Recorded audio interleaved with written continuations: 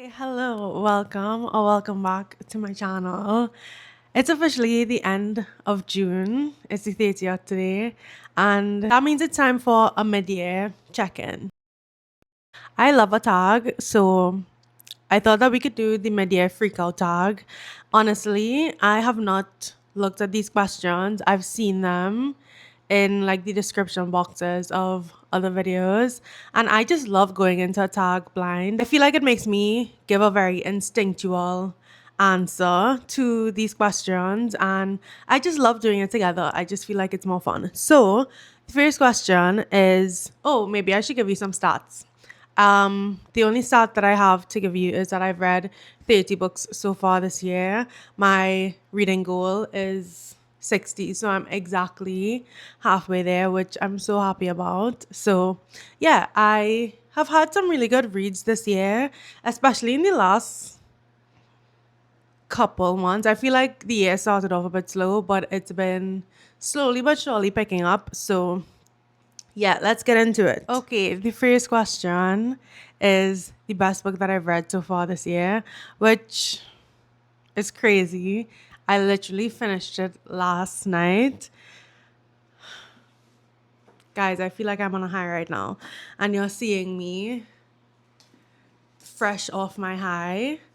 I finished Strange the Dreamer by Laini yesterday. I'm passionate about this. I can't even say that I love it. This is the first 6-star that I've had since, I want to say, last year, August or September. It has been a minute. I feel like I've been searching for a new favorite book for what feels like forever. So I'm so happy to have this book in my hands and to be loving it. I'm not even sure where to start, and obviously I'll go into a bit more depth of my thoughts and feelings when I do my monthly wrap up or my bi-monthly wrap up. But this is one of those books that just reminded me of my love for reading, and it made me feel like I was a child again, sitting in a corner in my house or in my room, just like transported into a different world. It was just the writing and the prose was just so beautiful and fantastic, and somehow didn't feel over the top. It felt like transportive. It felt like it was taking us to where we wanted to be without being too like forceful. And I just thought it was beautiful. Our two main characters, Laszlo and Tahereh, don't talk to me. Matter of fact, I can't even talk about this book. It's just too fresh in my brain and my spirit. I absolutely love this. This is following this kind of unseen, lost city. Think of like Atlantis, I guess, where it's just like steeped in myth. And our main character, Laszlo, is like this dreamer who, like, his head is kind of always in the clouds almost. And he is completely fascinated with this city called Weep and the mysteries of it. And he is just very committed to solving it. He feels this like deep affinity to this city, and that's all I'm going to say. I went into this fairly blind, and I would recommend doing it like that. I feel like every single new development in the story was just so perfectly crafted. This was one of the best executed books that I've ever read. I feel like I could see exactly what Laini Taylor, a matter of fact, how did she even think of this? I don't know. But I could see her vision, and I could see how important it was to her to execute it perfectly in the way that this was executed. Like, it just feels like there was so much love and care poured into the story and the way that it was being told, and I just really appreciated it. I loved pretty much every single thing about it. So I highly recommend this one if you haven't picked this up. I know that this one is kind of old-ish, but I have never claimed to be like a top 40 reader. You know, I am not always up to date, but I I'll get there eventually, you know? My other favorite book of the year, I literally can't talk about favorites without talking about the Unselected Journals of M.M. Lyon series, literally all of them. So it's not one book, but it is the series as a whole. I am deeply obsessed with that series. I'm currently on the fifth installment or the fifth volume, and I just have nothing else to say. We're following Emma M. Lyon, who is this orphaned young woman, and she's living in 1800s England in this town called St. Crispians, and she is going back to claim what's his. Like, she inherited a house from her dad who's passed away, and her cousin Archibald was put in charge of it until she reached the age of majority. But he has been doing all kinds of ridiculous things with her money and with her house, and so she's coming back in to kind of take control of her assets before they get like lost in the sauce. So it sounds almost boring when I say it like that, but it is actually just us following Emma's daily adventures, if you will. She is very routine, but there are also like very adventurous things, at least for the time period, that happen to her pretty much at least on a weekly basis or every other day. Things that are like not in tune with the time period, and it's just so entertaining to just read about this setting and this cast of characters. They're all so endearing and likable, and there's also definitely promise of romance in the series, but there are multiple eligible bachelors. Like, there are multiple guys who could very well end up with her, and I would be happy. There's one that I like particularly, but genuinely, it's a miracle that Beth Bowery has written so many lovable and distinctive potential male love interests. That is such a feat, in my opinion. So if you haven't read any of them yet, even if the first one is slow, trek through. I promise. I'm not usually a series person, and this one has completely charmed me. So those are my two favorites so far this year. The second question is best sequel that I've read. Oh, I know. Earlier in the year, I started the This War One Kingdom series by Tahereh Mafi, and I liked the first book. I think I gave it 4 stars, maybe 3.75 if I'm being specific and picky. But then I read these Infinite Threads. I'm, as I just said, not really a huge series person, and even if I start one, chances are I'm not going to finish it. But this series really hooked me. By the time I got to the third book, I was losing steam a bit. I feel like we have kind of gotten the plot lost and nothing is happening at that point.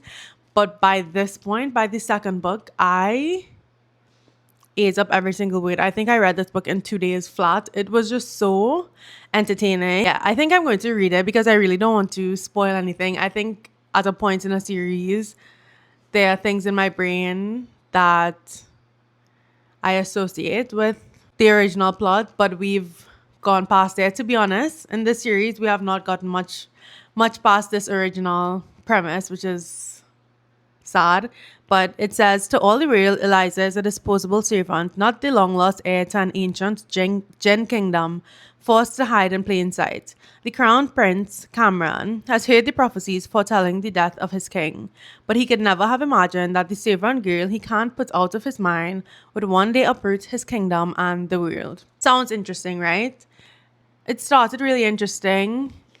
It got really interesting romantically in this book, which is why I think I liked it so much. There was some serious yearning and like tortured yearning in this book. I enjoyed it a lot. I think that is definitely my favorite sequel so far that I've read this year, but the third book did not do it for me. New release that you haven't read yet but want to. Honestly, as I said, I'm not really big on new releases. I feel like that's one of my weaknesses as a reader, but I don't consider it a weakness really. First of all, I don't really love hardcover books, which means that new releases, which are oftentimes released in hardcover, just don't do it for me. And I'm always willing to wait. I'm very patient in that way. But on top of that, I think unless it's an author that I really, really love and I'm kind of passionate about, I'm not going to be inclined to pick up a brand new book. I'll listen to it. I will listen to some reviews. I will read the synopsis. I will have my interest piqued. It will be added to my Goodreads, but I will pick it up when I see it, or I'll pick it up when it's out in paperback or when I feel like the time is right. I don't really gravitate too much to new releases. However, there is always a new release that I want to read. So let me check my Goodreads. I know that there's one at top of mind because I saw Leah Crumpton. She read Land by Maggie O'Farrell recently and she loved it a lot. And I've never read Hamlet, but the plot of Land sounds really interesting to me. Something about it is, I don't know, calling to me. So I remember adding that one to my Goodreads recently. Do I have any on my shelf? Oh, this one is a new release. Also, my bookshelf is falling apart, so please excuse that. I want to read Homebound by Portia Elan.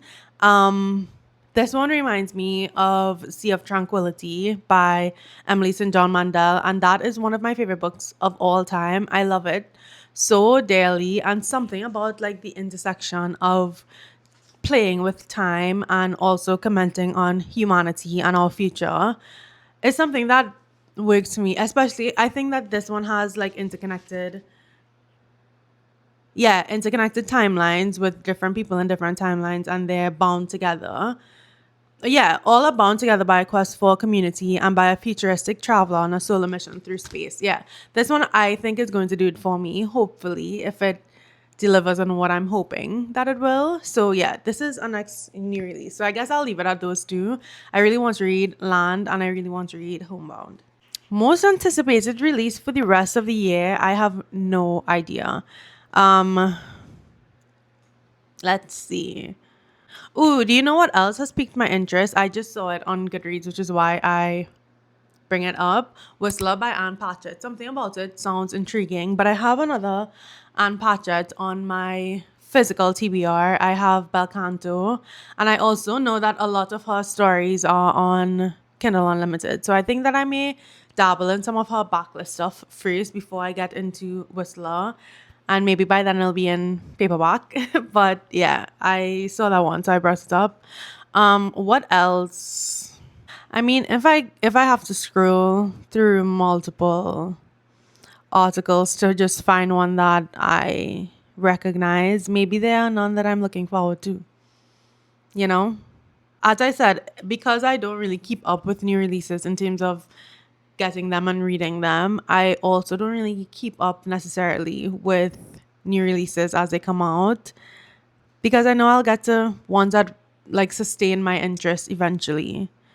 Unless there's one by an author that I really love, which Frederick Bachman isn't releasing anything, neither is Emily Henry. So Ariel Lawhon is releasing a new one. I actually read The Frozen River recently and really enjoyed it. The Pirate Queen. Ooh, I could get into that.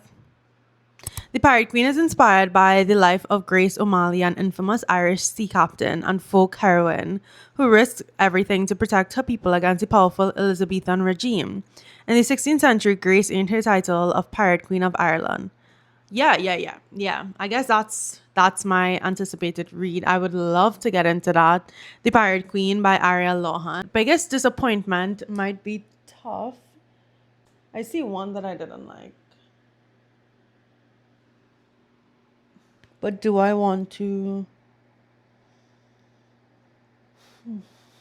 rock that boat? I don't think so. Oh, okay. I'll rock a less dramatic boat. One Italian Summer by Rebecca Serle. This is my third book by her, and I have loved, or at least really, really enjoyed, the last two that I read. In 5 Years is the first one that I read by her. I think I gave that one 4.5, and then kind of mentally bumped it up in my head to 5 stars because I literally couldn't stop thinking about it. I loved it so much. And then I also read The one with the planes. Why is that never on my shelf? I think I loaned that one to. Oh no, it's here. I loaned in 5 years to my mom, but I still have expiration dates. I really like this one. I didn't love it entirely, but it definitely entertained me. I think I gave this one 3.75 or 4 stars, but this one absolutely didn't do it for me. It follows the story of our main female character, Katie, and her mom recently passed away, and her mom was her absolute best friend of all time. So she's very deep in the throes of grief in the moment, and her mom and her were supposed to go on this Italian summer trip, and so she decides to go anyway to kind of feel like she's close to her mom and to get in touch with her. And she does go, but when she does go, she sees her mom as her 30-year-old self. And so there is magical realism in this. There's magical realism in every one of Rebecca Searle's books that I've read so far, but there was also, if you want to call it magical cheating, because it was kind of like an alternate timeline almost thing, I guess, but there was cheating. She's married, she has a husband, and she met somebody in Italy. So I'll leave it at that. I really wanted to like this one because I really love this author, but this one didn't do it for me. And then the biggest surprise is the next question. Honestly, I feel like I haven't been that surprised. I feel like I have not been that surprised. Honestly, I feel like I know my tastes pretty well. Like I could usually tell if I'm going to really love a book by its premise. So, oh my god, how could I forget? This one was a disappointment. So I was just getting up on my high horse about knowing my taste. This one was a very complicated disappointment because I actually loved 80% of this book. I was actually completely convinced it was going to be a 5-star. And this was by far the most interesting concept that I've read. Oh, maybe it's competing with Strange Dreamer, but it's definitely up there for most interesting concept that I've read this year. The ending of this was so lackluster and did not tie up so many loose strings in the story that could have really, really taken it to the next level, you know, like, I'm disappointed, but I had a really complicated reading experience with this one. This one is The Dream Hotel by Laila Lalami. I actually have a reading vlog going into a bit more depth on my thoughts with this one, but I guess I could tell you that this one is about this dystopian world where your dreams are tracked, and so there's a surveillance system that can sense if you, or consent by the data that they derive from your dreams, whether you are likely or unlikely to commit a crime in the future or the near future. And if they deem you likely to commit a crime soon, they will, for all intents and purposes, incarcerate you for a period of time. But when you get in there, you realize that this temporary period of time continues to go up and go up and go up, and it's almost inescapable. So this was just so fascinating to me, and it didn't bring it home, and it didn't wrap up some of the through lines in the story that actually could have made it so incredible. But the writing and the commentary in here was so incredible. So I find this one, I guess I'm going to use this one as my surprise too, because I was 1000% convinced that this was going to be perfect. I was even convinced that it was going to be perfect while I was reading it. And then the ending disappointed me. So this one is kind of conflicting. But yeah, that's The Dream Hotel. Next one is favorite new author. This one is easy because it has to be Beth Bowery, right? Because, is it? Oh my god. What if I'm saying the wrong name?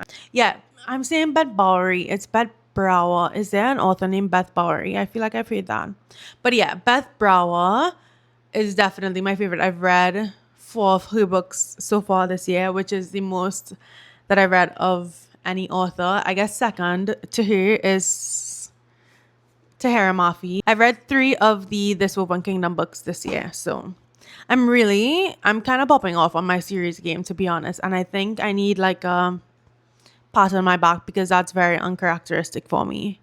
Newest fictional crush. I have no idea. I don't really develop fictional crushes. Oh, but you know who I did love? James.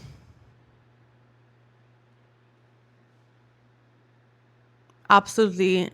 I love him. When I did I think this is in the same reading vlog actually as the Dream Hotel, but when I read this one, I talked about how I just feel like James is my perfect MMC, and I feel like he reminded me so much of my husband, where like for all intents and purposes he is a good guy. Like he's kind and he's really helpful and he cares about his family and he's pretty much like very stable and settled, but he also has like this edge to him. Like you find him like sneaking cigarettes on the balcony, and like he has so much like sass and attitude. Like there's an edge to him. He's super sarcastic too. Like he is out of the, I guess you could call it like Chandler Bing archetype. I never had a crush on Chandler Bing, but his archetype I've had many a crush on. So yeah, James is like completely up my alley. I don't think about this book constantly, but I did give it 5 stars. I thought it was perfect rom-com. I loved every second of this one. In Your Dreams is the fourth and final book in the When in Rome series by Sarah Adams, which I've read 3 of them. I've never read When in Rome because that book doesn't interest me, and I don't necessarily feel the need to read interconnected standalones in perfect order once I like kind of understand the law of the town. So yeah, I haven't read that one, but I've read all the others. This one is my second favorite, To Beg, Borrow, Steal. And this one follows our youngest sister, Maddie. She is an aspiring chef. She went to chef school in New York, but it kind of ended up leading to a lot of really dangerous mental health issues for her, where she just felt like super anxious and she felt like she couldn't handle it anymore. So she wanted to move back home, and so James offers her a job in his new farm to kitchen restaurant on their farm in Kentucky, Rome. And so they're kind of co-workers. They're working on developing this restaurant together over a few months, and we follow from the time she gets home or the time she's about to get home to the opening of the restaurant. So I love a chef, I guess. I have realized that about myself. But yeah, I love like not even a chef, but like a restaurant setting story. I actually have found that I really like that. So James. Newest favorite character has to very, very easily go to. Oh, it's not easy, is it? Okay, I have to give you 2. I can't choose between my favorite children. Laszlo Strange. I actually love this boy. I feel like I've watched him grow up over the past couple of weeks of reading this book slowly and taking my time with it. I feel like I know him biblically. Yeah. Oh, it's biblically like us, like saying, you know, somebody biblically, is it sexual? I don't know. So not biblically, just dot my I's and cross my T's. But I feel like I know him so deeply and so well, and I just think that his character is so complex and interesting. But at its core, he's just so curious, and he is such a dreamer, and he's just so innocent and special, and I love him. We can't talk about favorite characters without talking about Emma. I love her so much. I see some of myself in her, not entirely. She's definitely a little bit more outgoing and just a little bit more out there than I am, but I love her. I think she's so funny, and I feel like she deserves so much happiness in this life. I love how she takes risk and she doesn't take herself too seriously in a very serious time for women and young girls. I don't know, especially in the face of a lot of hardship and a lot of grief. I love how she just always has that levity to her and sees her world as something exciting and something to be curious and excited about, rather than like being held down by melancholy when she could if she wanted to, you know? So yeah, my two favorites by far. A book that made me happy and a book that made me cry. So I guess I will have to. Oh, well, I know what made me absolutely sob my eyes out. I am hesitant to show this book. My dog ate my homework with this one, but I love this cover so much. I need to get a new copy of it, but I've also annotated it. So you see my dilemma. I love this book so much. It's Seeing Other People by Austin Seigmund-Broka and Emily Wibberley.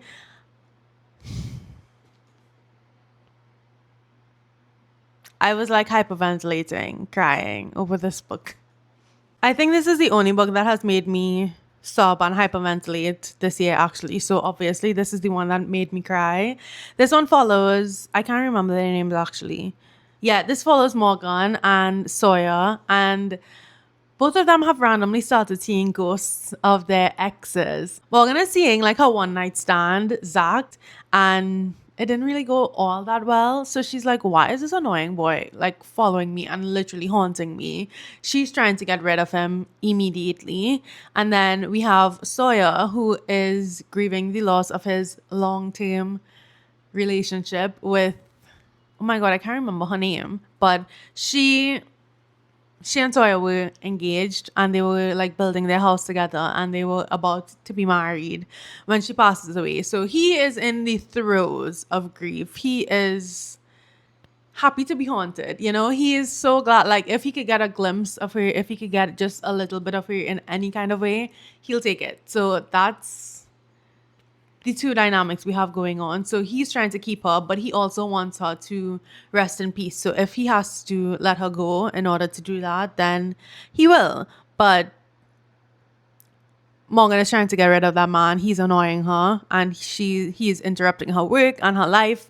And so both of them kind of team up. They meet in this support group for people who are being haunted, and they team up to do whatever they can or kind of figure out a game plan for how they can set these ghosts free and stop being haunted. So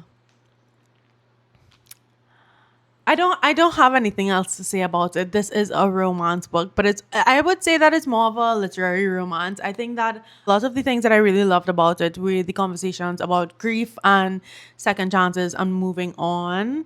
And I love this book. I love this book so deeply to my core. It was one of those books that when I read it, I was like, oh my God, I don't know how I'm ever going to move on from it. And I haven't. So yeah, I highly recommend this. I've only ever seen one person talk about this book. And I know that some people don't really love Emily Wibberley and Austin Seigmund-Broka's books, but this is the third one that I've read by them. I've rated two of them 6 stars and one of them 5 stars or 4.5 stars. So I mean, if your tastes align with me, I feel like you might have some luck with them. So give them a try. And one that made me laugh, definitely Emma M. Lion. If we're going back to beat that dead horse. But I don't want to beat that dead horse anymore. Let's find another one that was funny. Oh, you know what was cute? I listened to this audiobook by Bastone called Love at First Sight. I thought that one was really cute and funny. I thought the banter was funny. Like, I don't think I laughed, but I definitely giggled, if that counts for literally anything. And oh, People We Meet on Vacation. I actually thought that one was a really funny rom-com. Not like haha funny, but I giggled profusely, if that means anything. It was like a capital LOL, you know, not like come on LOL, capital LOL. So People We Meet on Vacation, I'm Lion, and Love at First Sight. That one was cute. Except I'm answering the wrong question. The question is a book that made me happy. So I guess all of those still work. All of them definitely still work. So let's leave it at that. Most beautiful book you've bought or received this year? I have bought a lot of books this year, guys. I'm serious. One of my favorite covers that I have is actually, it's not the prettiest, but this is one of my favorite. I just love purple. I feel like the purple and like the red slash orange hues with the white writing, something about this just works so well in my head. I love it. And I love like the a novel. I love this is like the best sticker inclusion I've ever seen. It just fits so perfectly with the cover. What is another? I also really love the Seeing Other People cover, but I don't know if it's the prettiest that I've bought all year. As much as I don't gravitate towards hardcover copies, I really love hardcover designs. Like something about them are kind of elevated, and I really love that. I love this cover. It's just so like I love the color combination. I think maybe that's what I love in a design, not necessarily designs, but color combinations and how they attract my eye. I really, really like this one.